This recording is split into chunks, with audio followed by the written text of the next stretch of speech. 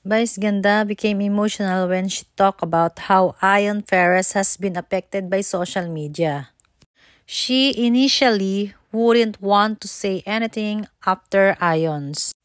Vice shared that everybody Ion is being judged on social media and get hurts. However, she promised to stay by his side and to defend him every day. Kasi syempre, araw-araw kasama ko yan, di ba?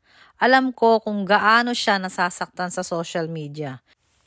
Kung ano siya, kung saan siya galing, paano siya magsalita, ano lang nakikita sa kanya, yung klase ng relasyon na meron siya.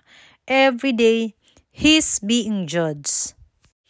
At dinugtong pa nga dito ni Vice Ganda, ang sabi niya ito, araw-araw lumalaban yan, araw-araw nasasaktan, basta hindi nyo alam kung ano apekto nito kay Ion.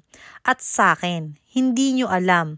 Ang alam nyo lang, ang nakita nyo lang yung nakita nyo. Hindi nyo talaga alam.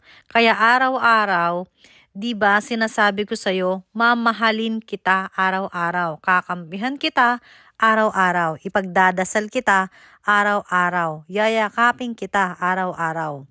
Araw-araw kitang sasamahan, mahal na mahal ko yan. Proud na proud ako sa'yo. Yan yung sinabi na mismo na habang nagka-cry si Vice Ganda. At marami naman naging komento dito, pero kung ako naman ang tatanong nyo, si France TV Channel ang tatanungin nyo, ang comment ko dito is, oo, nandun tayo sa bansang napakapuno ng judgmental at napakataas ng mga expectation sa mga tao na nakikita nila, especially kapag ikaw ay yung sikat ka.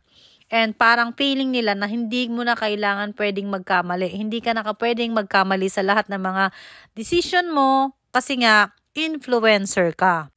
So, para sa akin, I just want to take this opportunity para masabi ko, no?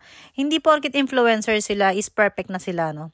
Tao pa rin po sila. Hindi po talaga sila Diyos para maging perfect ang lahat ng kanilang galawam. May mga time din po sila na nagkakamali sa buhay nila. Pero ang pagkakaiba nga lang po, dahil nga po sikat sila. So, ayun na nga, marami nang nag-comment ng netizens. Ito yung isa sa comment na kinuha ko. And bahala na kayo kung anong mag-judge kayo dyan sa mga comments nila. Pero totoo, hindi natin mapipilis lahat ng tao. So, para sa akin, kung ganito yung pinasok mong sitwasyon, siguro much better talaga na parang pikit mata ka sa mga sasabihin. Pero sabi ko nga, 'di ba, tao lang din sila, nasasaktan sila sa lahat ng mga sasabihin. Na kahit na alam mo na at handa ka na kung ano yung pagkatao mo, kung ano yung kinuha mong sitwasyon sa buhay mo, is masasaktan ka pa rin. Kasi nga, lahat po ng tao is may feelings. Lahat po yun, nararamdaman pa rin nila. Hindi naman po sila bato. So, this is France TV Channel na nagkomento lang dito about sa gantong issue. Thanks for watching.